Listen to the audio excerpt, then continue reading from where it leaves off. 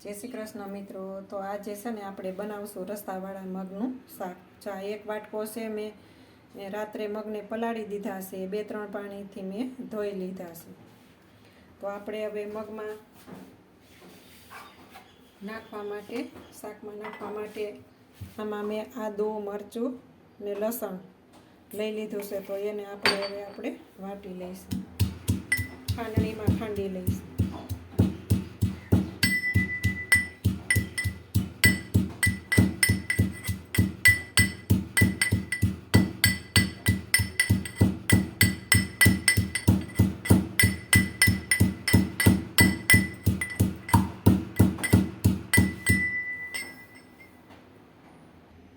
તો જો આપણે આદું, મરચું ને લસણ જે હતું આપણે ખંડાઈ ગયું છે। તો આપણે એક ટમેટું અને એક કાંદો આપણે ઝીણા કાપી લઈશું આપણે।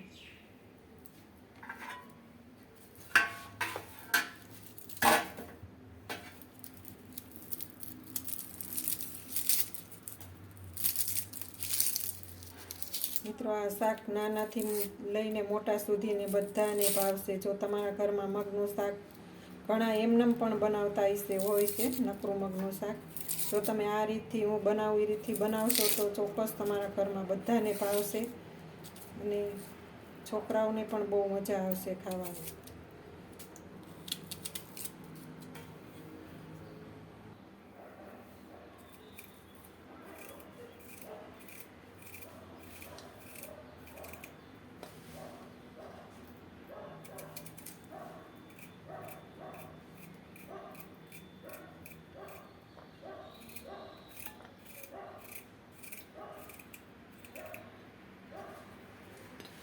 આપણે એક ટમેટું પણ કાપી લઈશું।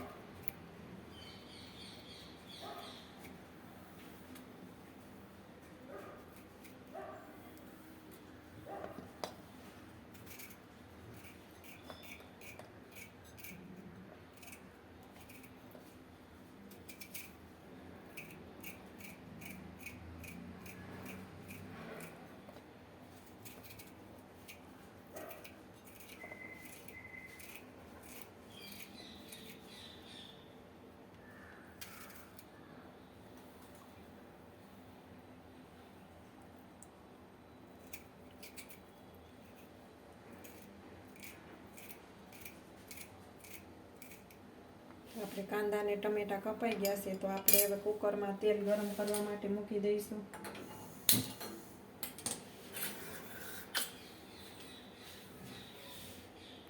તો આપણું કુકરમાં તેલ ગરમ કરવા મૂક્યું તો તે તેલ ગરમ થઈ ગયું છે। તો આપણે એમાં 1 ચમચી રાઈ નાખીશું, 1 ચમચી જીરું નાખીશું, 1/2 ચમચી હિંગ નાખીશું। પછી જેમાં આપણે આદુ મરચાંની પેસ્ટ જે આપણે ખાંડેલી હતી એ નાખી દઈશું।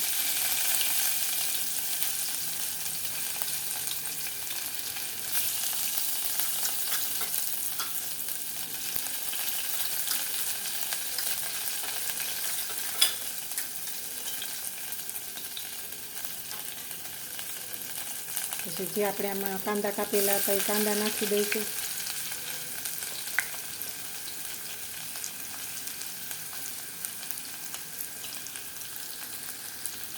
થોડી વાર માટે કાંદાને ચડવા દઈને પછી આપણે ટમેટાં નાખીશું। હવે થોડા આપણા કાંદા ચડી ગયા છે તો હવે આપણે ટમેટું નાખીશું અંદર।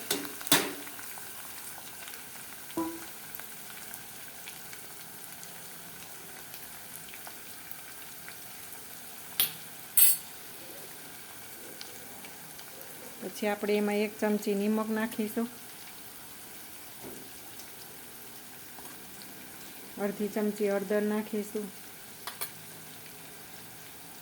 1 ચમચી લાલ મરચું પાવડર નાખીશું। બધું મિક્સ કરી દઈશું।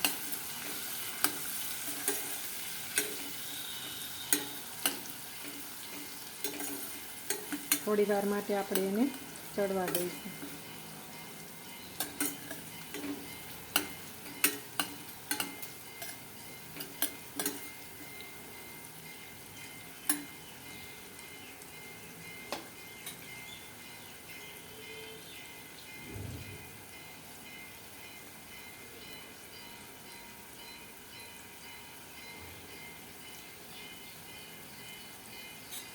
તો જો સરસથી આપણા ડુંગળી ટામેટાં સરસથી ચડી ગયા છે. હવે આપણે એમાં પલાળેલા મગ હતા તે મગ નાખી દઈશું.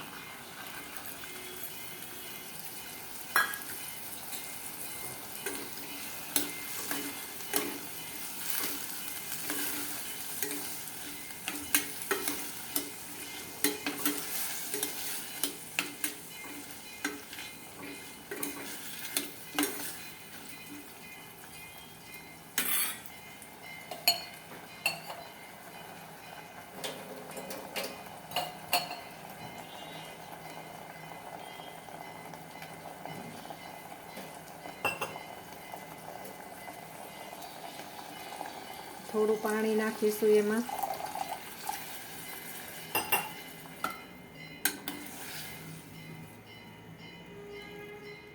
પછી આપણે કુકરનું ઢાંકણ બંધ કરી અને ધીમા તાપે, ઝડપથી ચડી જાય છે, પલાળેલા મગ હોય છે એટલે આપણે ધીમા તાપે એને 2 થી 3 વિસલ કરીશું. તો જુઓ મિત્રો, આપણું છે ને મગનું શાક સરસથી તૈયાર. આપણું મગનું શાક તૈયાર છે. જો કેવું સરસ મસ્ત બન્યું છે. તો આવી જાઓ નવી રેસીપી જોવા. મારે વિડીયોને લાઈક કરો, શેર કરો અને સબસ્ક્રાઈબ કરો.